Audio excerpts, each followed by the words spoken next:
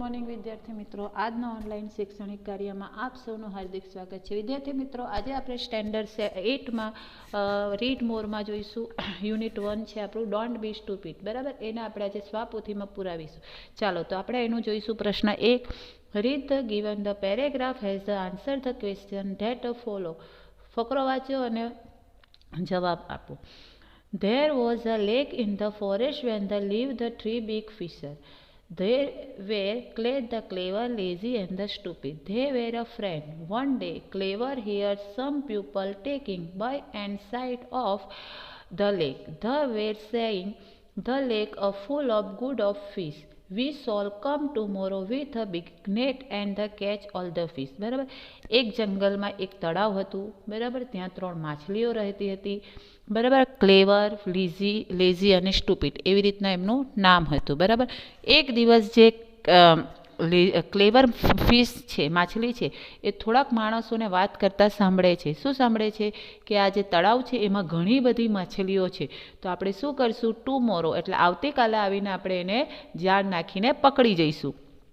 Clever said to him.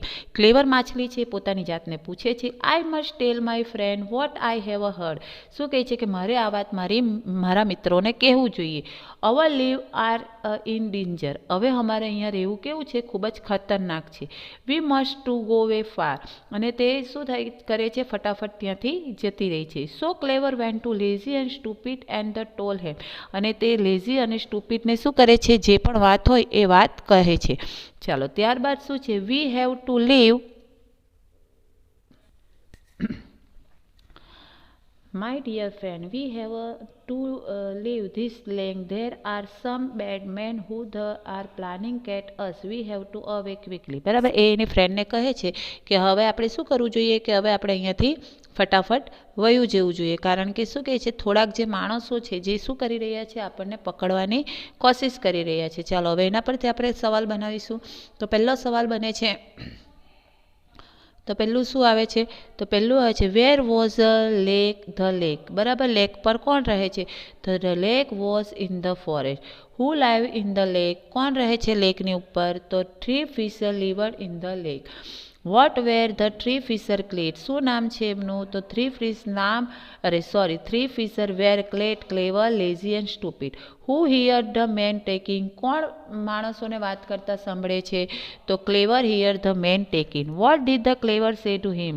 Clever પોતાની જાતને શું કહે છે? Clever said to him that he must told his friend what he had the here. They live were in danger. They must go far away from there. બરાબર. Did clever warn his the friend. તો yes, clever warn his the friend. What did the clever tell to lazy and stupid. બરાબર. શું કહે છે? તો clever told lazy and stupid that they had leave the lake. There were some bad men who were planning to catch them and so they had to go away quickly. બરાબર. એ રીતના કહે છે કે થોડાક માણસ છે જે આપણને પકડવાની કોશિશ કરે છે, તો આપણે અહીંયાથી ક્વિકલી એટલે ઝડપથી ભાગી જવું જોઈએ. ચાલો. Which of the following the not the name of any the fish in the story. બરાબર. આમાં કઈ ફિશનું નામ નથી? તો ક્લેવર, આઈડોઇટ, લેઝી કે સ્ટુપિડ. તો આમાં ઇડિયટ. બરાબર. ઇડિયટનું નામ નથી એટલે અહીંયા તમારે લખવાનું છે બી, એટલે idiot. Who hear the people taking. માણસો શું વાત કરે છે? માણસો વાત કરતા હોય એને કોણ સાંભળે છે? Clever, lazy, stupid, all of this. તો ક્લેવર માછલી છે એ સાંભળે છે. The lake was full of, ખાલી જગ્યા. ધ લેક શેનથી ભરેલી છે? તો ફૂલ ઓફ ફિશ એટલે ગુડ ફિશથી. તો અહીંયા તમારે એ લખવાનું. બરાબર. ચાલો આગળ. ચાલો ત્યારબાદ છે, વી shall come tomorrow with a big net and catch all these fish who sight. તો student, big fish, some people કે વિલેજર. તો some people. Which of the following in the nearest meaning of by the side. તો near by એટલે નજીકમાં near બાયનું નામ શું થશે? તો નિયર, ફાર, નેક્સ્ટ ટુ કે ક્લોઝ. તો શું આવશે? Next to. In fear of the big one called means ખાલી જગ્યા. તો ઇન ડેન્જર, ફ્યુરસ, ક્રાવડ કે લેઝી. તો શું આવશે? In danger. ચલો, what is the meaning of the far away? આનો મતલબ શું થાય? A small distance, at the large distance, at the narrow distance, at a long distance. તો શું આવશે? ફાર એટલે દૂર, બરાબર, એટલે લોંગ ડિસ્ટન્સ આવશે, બરાબર. ચાલો હવે આપણે આગળ જોઈશું story. But lazy side, I have a lead here for long and don't want to the leave this palace. Don't worry. શું કહે છે? જે લેઝી છે શું કહે છે કે આપણે અહીંયા શું કરીએ છીએ? લોંગ ટાઈમથી રહીએ છીએ, બરાબર. એટલે શું કહે છે કે આપણે અહીંયાથી જવાનું જરૂર નથી, તું ચિંતા ના કર. I will be safe here. શું કહે છે કે આપણે અહીંયા સુરક્ષિત છે. And stupid said, big man away make big plan. પણ સ્ટુપિડ શું કહે છે? ભલે ને શું કરે, હંમેશની જેમ માણસો શું કરે છે? પોતાનો પ્લાન બનાવે છે. But what they say they never do.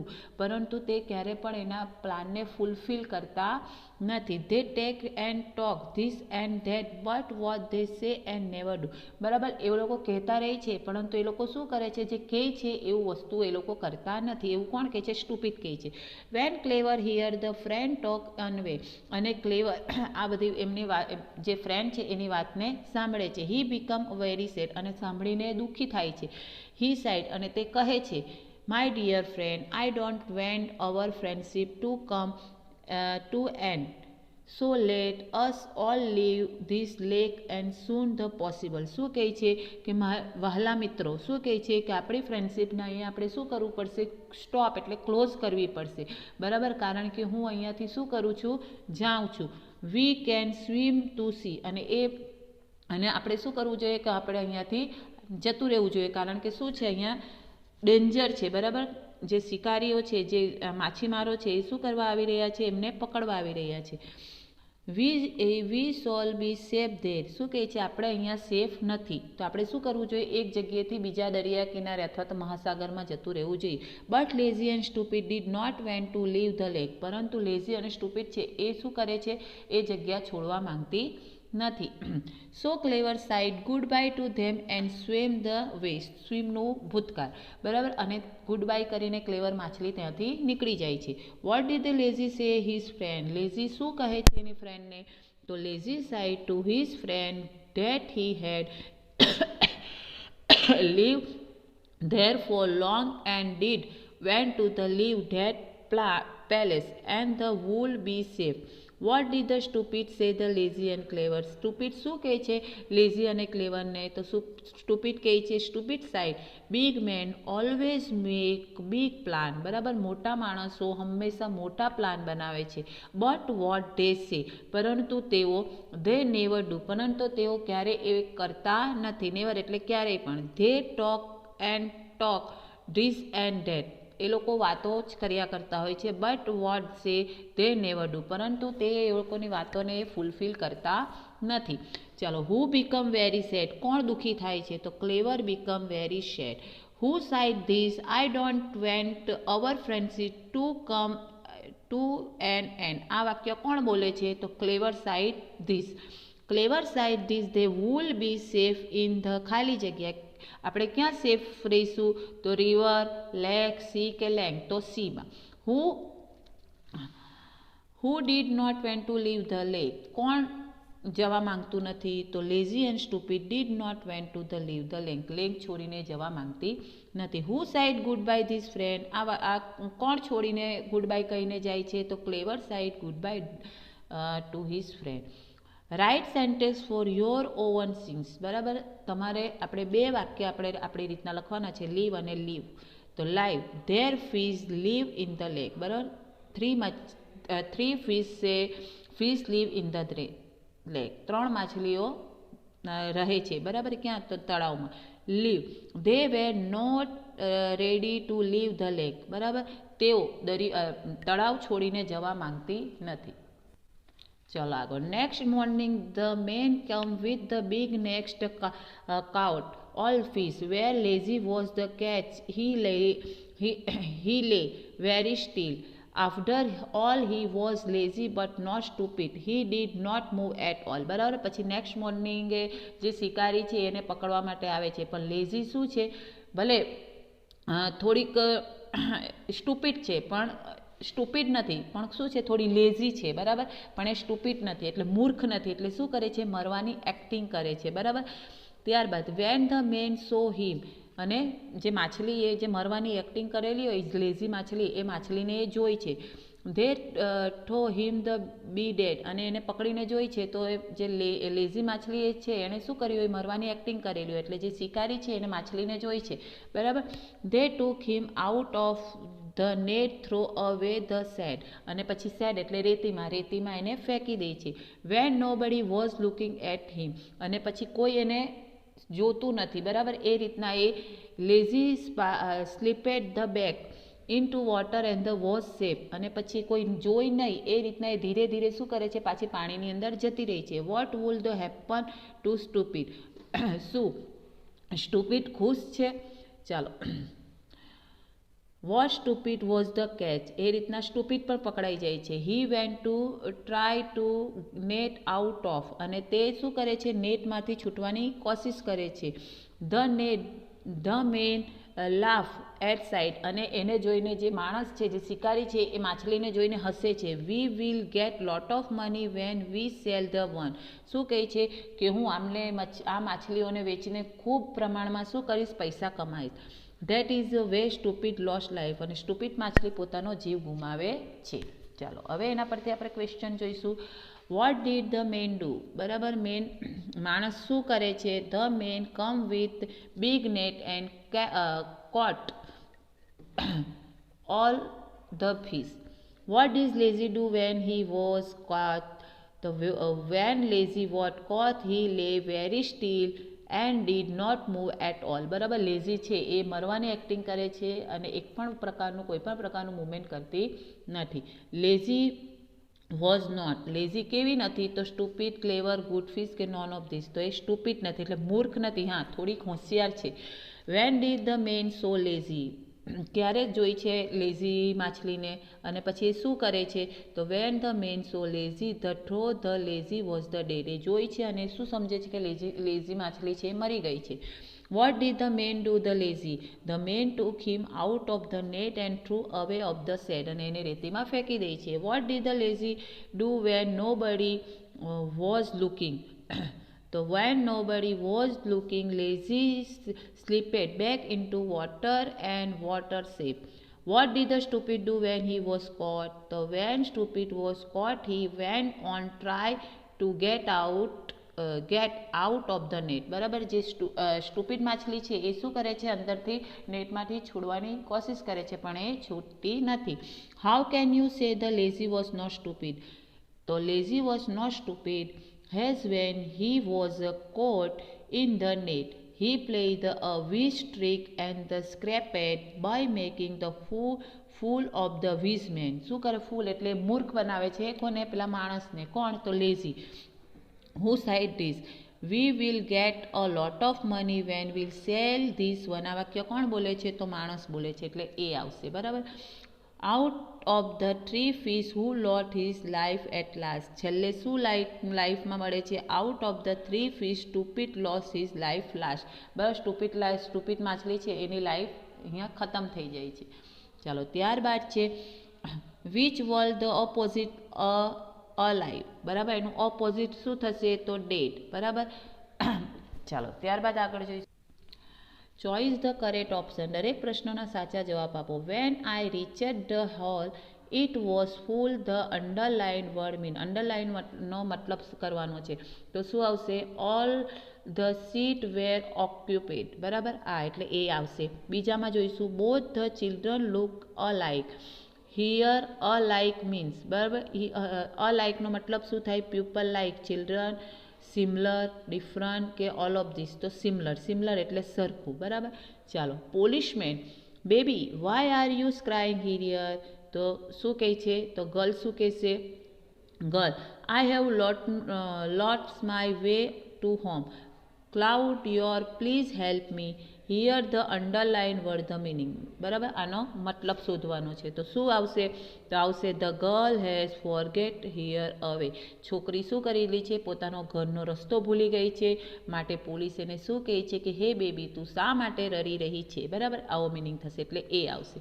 The story don't be stupid ease of ખાલી જગ્યા. કોની માટે છે આ જે આપણી સ્ટોરી છે? એમાં કોનું મેન્શન કરવામાં આવ્યું છે? તો 3 ફિશનું મેન્શન કરવામાં આવ્યું છે એટલે સી આવશે. બરાબર, ચાલો ત્યારબાદ જોઈશું stupid lot his life become. ખાલી જગ્યા. He followed clever advice.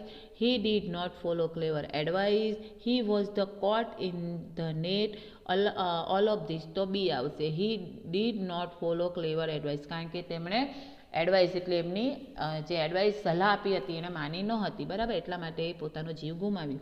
Clever felt ખાલી જગ્યા when this friend did not follow his the advice. બરાબર, એની એડવાઇસ ના સાંભળતા ક્લેવર માછલી શું ફીલ કરે છે? હેપી, સેડ, મેડ કે ઓલ ઓફ ધીસ? તો સેડ, દુઃખી થાય છે. બરાબર.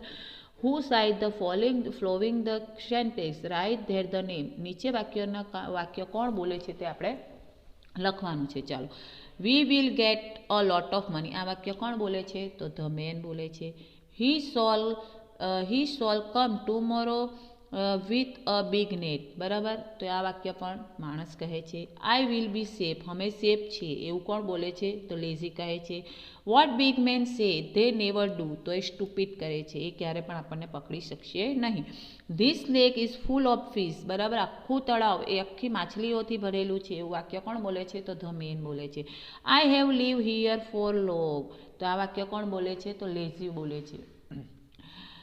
વી હેવ ટુ ગો અવે ક્વિકલી. તો ક્લેવર કહે છે કે આપણે અહીંયાથી ઝડપથી જતું રહેવું જોઈએ. ચાલો. Write the paragraph important time in your notebook. Important time વિશે તમારે ફકરો લખવાનો છે. બરાબર, એટલે એક એસે ટાઈપનો છે. બરાબર, ચાલો તો આપણે જોઈશું ઇમ્પોર્ટન્ટ એટલે આપણો ટાઈમનું મહત્ત્વ. બરાબર, કેટલું છે?